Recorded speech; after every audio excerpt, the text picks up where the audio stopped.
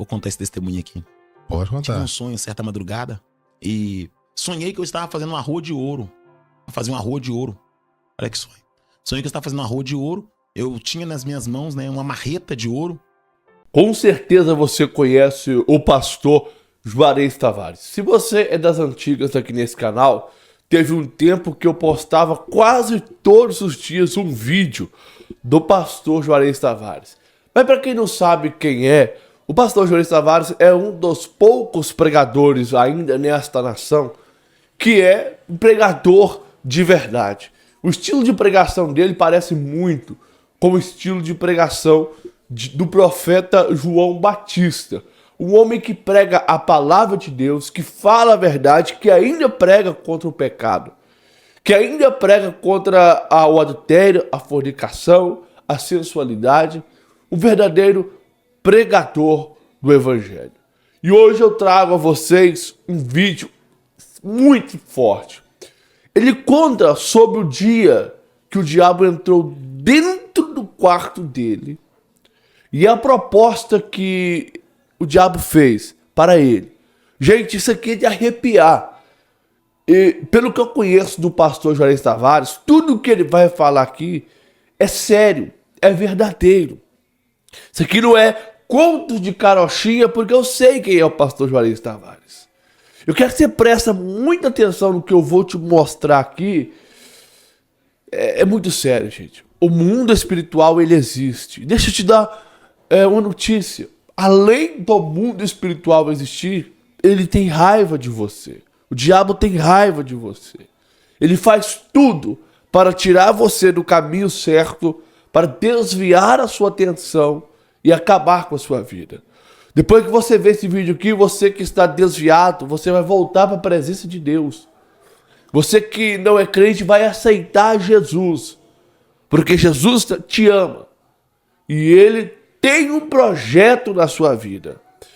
Vamos ouvir. Primeiro eu quero que você ouça um pedacinho dessa pregação do pastor Juarez Tavares, para você que não conhece, e depois eu coloco esse testemunho para você que vai te impactar a sua vida. Vê isso aí. Mas eu entrei nisso aqui, eu vou sair daqui.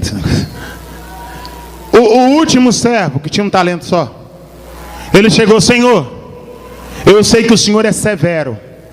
Saber é ter ciência, é ter a faculdade psicológica informada, é ter informação em mente.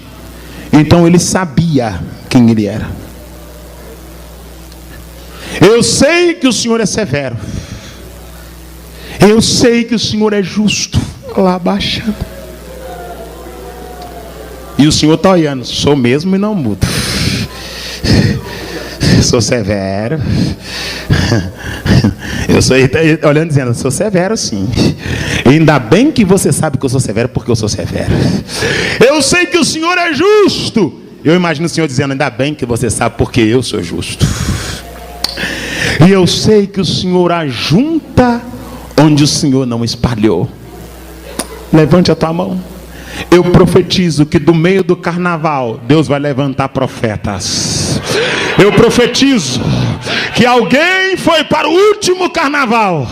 Eu profetizo que onde Deus não espalhou, Ele vai ajuntar. Deus vai tirar a gente do terreiro de macumba, vai tirar a gente das drogas, vai tirar a gente do carnaval, vai tirar a gente do baile funk, vai tirar a gente da boate e vai trazer para a igreja. Eu profetizo que Deus não vai tirar a igreja e colocar no carnaval, mas vai tirar a gente do carnaval e colocar na igreja. Eu vou pregar, oh glória. Eu profetizo que Deus não vai tirar a gente da igreja e colocar no baile funk, mas vai tirar a gente do baile funk e colocar na igreja. Eu profetizo que Deus não vai colocar o funk na igreja, mas vai tirar o funk do funkeiro e vai trazer o funkeiro para a igreja. Eu profetizo que Deus não vai colocar o carnaval na igreja, mas vai tirar o carnaval do carnavalesco e vai colocar o carnavalesco na igreja. Eu profetizo que Deus não vai colocar o futebol na igreja, mas vai tirar o futebol de muita gente e vai colocar muita gente na igreja. Eu profetizo que Deus vai colocar o funk, o rap, o hip na igreja. Ele vai tirar o hip do hip e colocar dentro da igreja, o funk do funk e colocar na igreja. Oh, glória. Fecha o teu olho, curva a tua cabeça. Alguém disse: a igreja tem que ir para o carnaval para poder evangelizar. Eu falei: Deus, que falta de juízo é essa? Estou aqui com uma bateria que agora o culto vai acabar e essa turma, no evangelismo estratégico, com um grupo de irmãos da igreja, vão para uma área do Carnaval do Rio de Janeiro. Ano passado, esse trabalho no Carnaval, depois de cada culto, ontem, hoje, segunda e terça, permitindo de Deus, quase 500 pessoas aceitaram a Cristo e voltaram para Jesus. Eu sei que os homens é grande, mas vou falar. Eu sei que os homens é poderoso, mas Deus é mais. Eu sei que os homens é forte, mas Deus é mais. Eu sei que os homens estão muito tempo no poder, mas Deus é eterno, glória. Eu vou falar porque todo homem tem que entender que Deus é Deus, não dá glória para ninguém. Imagina só, igreja no carnaval. A Bíblia diz: fugir da aparência do mal. Por que o crente vai para o carnaval evangelizar lá? Por que o crente vai para o meio da mulher pelada, do homem drogado? A menina crente vai entrar no meio do carro alegórico para alguém falar besteira na orelha dela. A Bíblia diz: fugir da aparência do mal. A Bíblia diz: fugir, para sair fora, para vazar, para correr, para distanciar da aparência do mal. Eu prefiro a igreja no retiro orando que a igreja no bloco de carnaval sambando. Eu prefiro a igreja dentro do templo fazendo congresso que a igreja na folia pulando e dando folheto. Porque enquanto tem muita gente dando folheto, tem muita gente desviando com folheto na mão. Mas enquanto você está aqui, é como Noé fez com a família dele. O dilúvio está lá fora, mas nós estamos aqui dentro. A mortandade está lá fora. Ai, ai, ai, ai, ai. Ai, ai, ai, ai, ai, Jeová. Ebadabaçulha. Lá fora tem carnalidade, mas aqui dentro tem a presença. Lá fora tem assolação, mas aqui dentro tem a presença. É melhor proteger você aqui dentro que te deixa lá fora afogando no pecado, afogando na iniquidade. Eu declaro que o que é de Deus e o que é do cão é do cão. Deus não come encoxo, Deus é santo.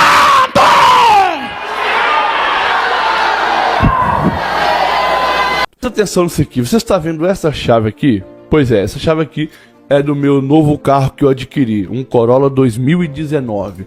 Esse carro que está passando aqui. Tudo isso eu devo primeiramente a Deus e depois com trabalhar na internet, com a internet. Eu sei que você hoje não acredita que a internet é a mudança da sua vida, mas eu, graças a Deus e à internet, eu estou trabalhando desde 2019 na internet, sem precisar trabalhar para ninguém, sem precisar ter carteira assinada, sem precisar sofrer humilhação. Eu sei que você ainda não acredita que a internet é o futuro do país, é o futuro da sua vida e que vai mudar a sua vida de uma vez por toda.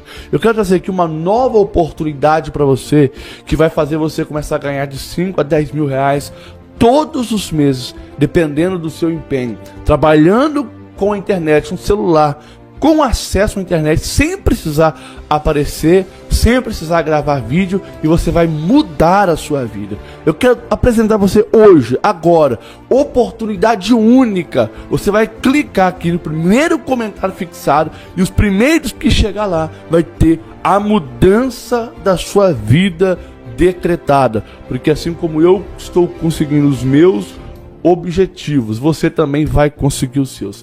Clique no primeiro comentário aqui, porque está acabando. Vagas limitadas. Corre aqui. Eu tenho certeza que a sua vida nunca mais será a mesma. Agora continua vendo esse vídeo aqui. Pois bem, agora você já sabe, já lembrou quem é pastor Juarez Tavares. Está na hora então de ouvir esse testemunho.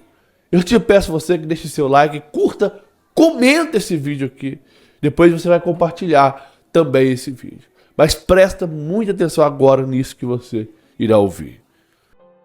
E eu me lembro que, certa madrugada, eu tive um sonho. Vou contar esse testemunho aqui. Pode Tive contar. um sonho, certa madrugada, e sonhei que eu estava fazendo uma rua de ouro. Fazia uma rua de ouro. Olha que sonho. Sonhei que eu estava fazendo uma rua de ouro. Eu tinha nas minhas mãos, né, uma marreta de ouro. E as pedras que eu encaixava eram pedras de ouro. Eu fazia uma rua, né, um calçamento, só que era de ouro. E eu sabia, na minha consciência, ajoelhado, fazendo com a marreta esse calçamento, eu sabia que essa rua de ouro, ela finalizava num oásis, numa água cristalina. Enquanto eu fazia essa rua de ouro, eu vi uma multidão andando nessa rua. Ela passava pelo caminho que eu já tinha feito. E nesse sonho, irmão Hugo, eu me deparei com um ser espiritual. E esse ser espiritual... Irmãos, eu conto isso aqui com todo o temor de Deus. Porque pelo ministério de relevância que Deus me deu hoje, eu não preciso criar, né, uma conversa para poder prender pessoas. Nem para ter engajamento, eu não preciso disso. Eu estou contando aqui um fato, algo que aconteceu comigo. Assim como eu comentei sobre a minha conversão, Sim. eu estou comentando aqui essa experiência espiritual. Né, eu falei que eu ia contar 2 experiências espirituais, das inúmeras que eu tive. E eu me lembro que eu fazendo esta rua de ouro, uma multidão estava passando nessa rua de ouro. E me lembro que me deparei com um ser espiritual. E aquele ser espiritual fez um sinal me solicitando a marreta. Aquela marreta, aquela ferramenta que eu estava usando para poder colocar os engates.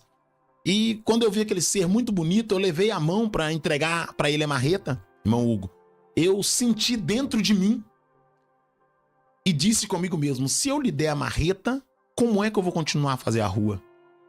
Eu preciso da marreta. E eu me lembro que eu recolhi a mão e não quis entregar a marreta para aquele ser. E no sonho, aquele ser segurou na base da marreta e nós começamos a brigar no sonho. E naquela briga pela marreta e a multidão aproximando, eu me lembro que aquele ser, o rosto estourou, virou um lagarto. Debaixo do vestido saiu uma cauda, o pé estourou, virou um pé horrível daquele ser.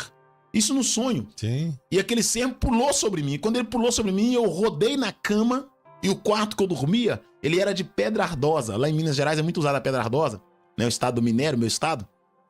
Quando eu rolei na cama, eu caí na pedra ardosa do quarto. Onde eu dormia na casa dos meus pais. No quarto no fundo. E quando eu caí no quarto, eu acordei. Aí já deixou de ser sonho e eu acordei. E quando eu acordei naquela madrugada, eu acordei com um ser sobre os meus peitos, apertando meu pescoço. Aquilo que era sonho, tornou-se uma batalha espiritual dentro do meu quarto. Tá ouvindo o que eu tô dizendo aqui? Aquilo que era sonho tornou-se uma batalha espiritual dentro do meu quarto. Ouça isso, preste atenção. E eu me lembro que eu tentei repreender aquele ser e a minha boca não abria. E eu tentei repreender, e aquela luta no chão do quarto, irmão Hugo, no chão do quarto.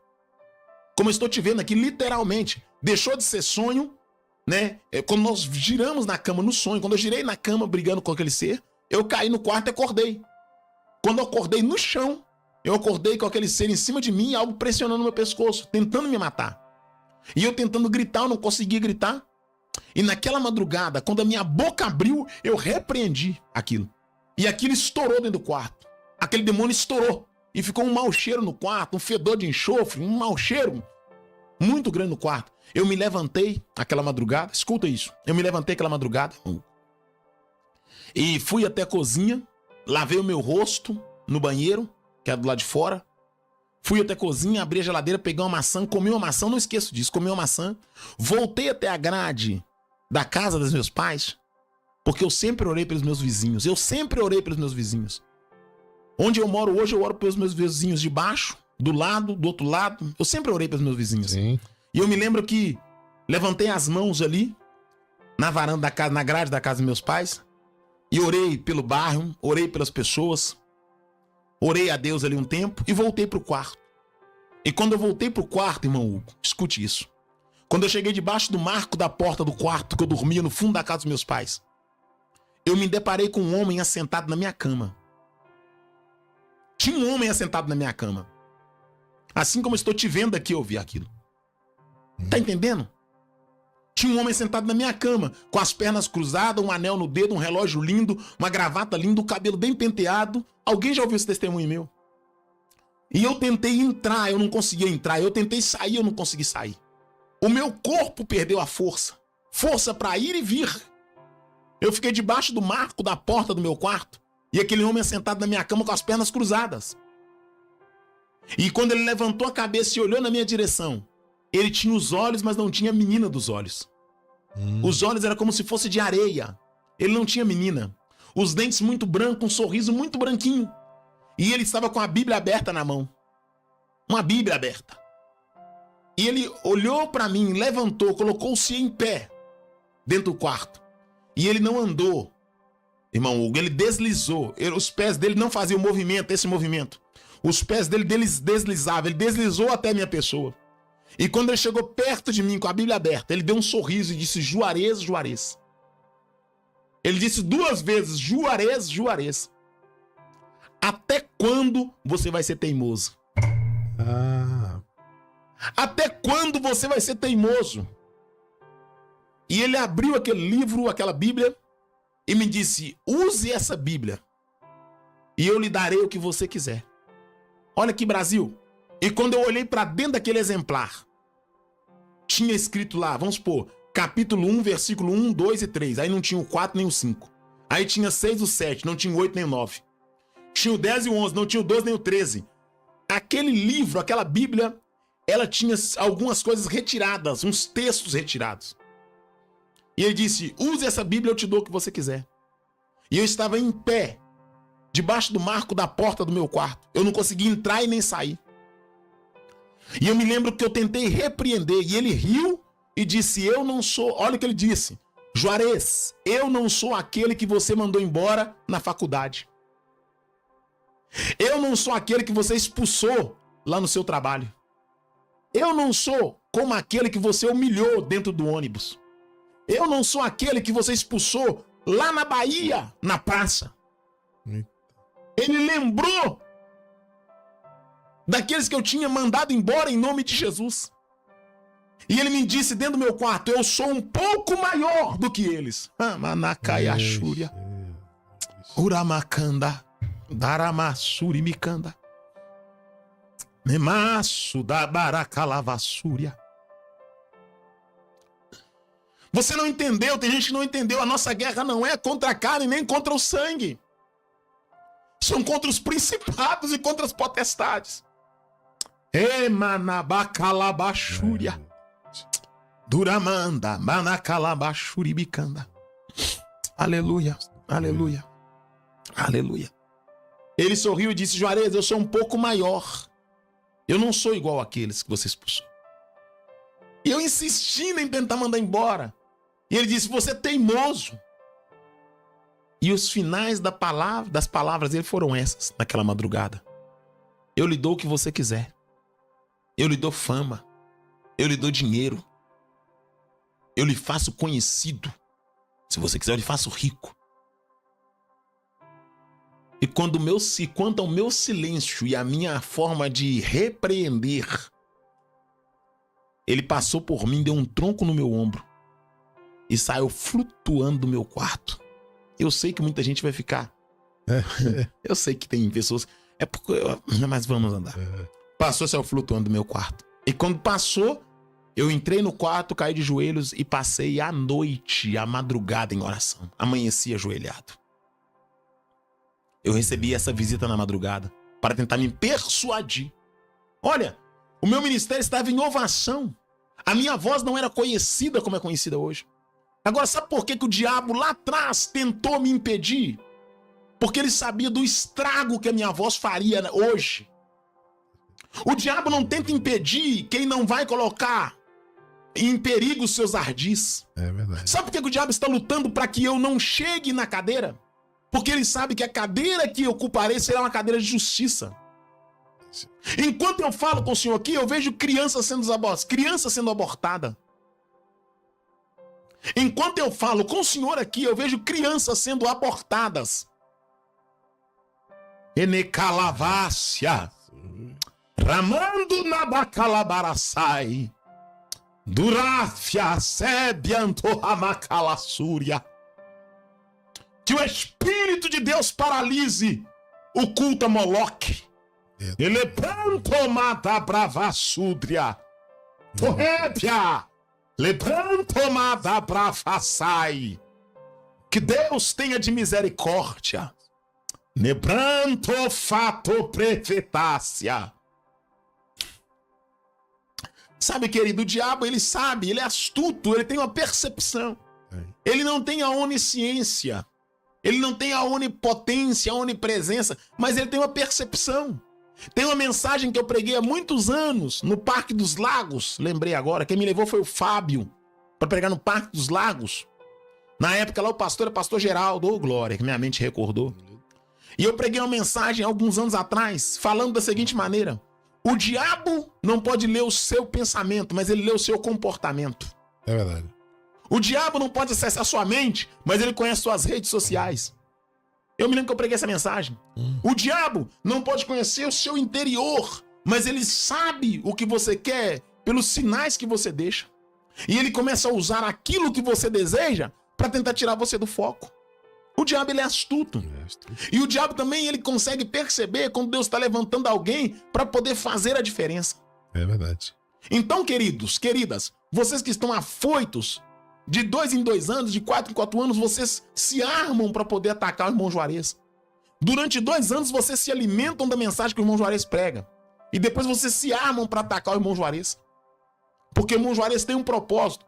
Eu estou aqui esclarecendo, aproveitando essa oportunidade aqui, para esclarecer por que eu estou atrás. Por que eu estou indo ao encontro desse projeto. Porque esse projeto não nasceu no meu coração. Porque isso nasceu no coração de Deus primeiro. Porque eu não creio que eu estou atrás de algo para a minha vaidade. Eu serei um instrumento de Deus. Eu serei um instrumento de Deus nesse segmento. Assim como o Senhor tem me feito um instrumento dele no segmento como pregador. E inúmeras vezes eu deixei muito claro, irmãos. Eu não sou pastor local de uma igreja. Se eu fosse pastor local de uma igreja, eu não estaria atrás, né, dessa promessa. Até porque eu entendo que Deus colocou o pastor como anjo da igreja. Correto? Eu sou um pregador nato, tenho um cunhão de pregador, eu não consigo parar de falar de Deus, eu amo a Deus. Verdade. O tempo todo eu falo de Deus, poxa, eu amo a Deus. Correto? Correto. Mas o Senhor, né, nos prometeu que nos delegaria poder. Mas finalizando aqui o testemunho para poder... Pode não, o pessoal tá mandando um monte de mensagem aí, mas pode terminar. Te passar a palavra. E eu me lembro que, após essa experiência, né, desse ser espiritual que me visitou, esse ser espiritual que me visitou dentro do meu quarto, quando ainda era solteiro, eu me lembro quando eu estava recente, perto de casar-me, né, ainda morando na casa dos meus pais, né, claro. Eu me lembro que eu fui convidado para poder pregar em um trabalho do ciclo de oração pela manhã, e quem me chamou, né, a irmã que me convidou, era uma irmã muito abençoada, né, muito abençoada mesmo. E nesse convite, né, a irmã líder do ciclo de oração, irmã Inês, né, por sinal, a Inês também fazia parte dessa congregação.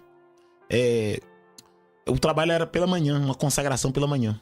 Sim. E eu decidi então fazer um santo jejum ao Senhor, né? Porque eu não acredito que jejum tem que ser dito.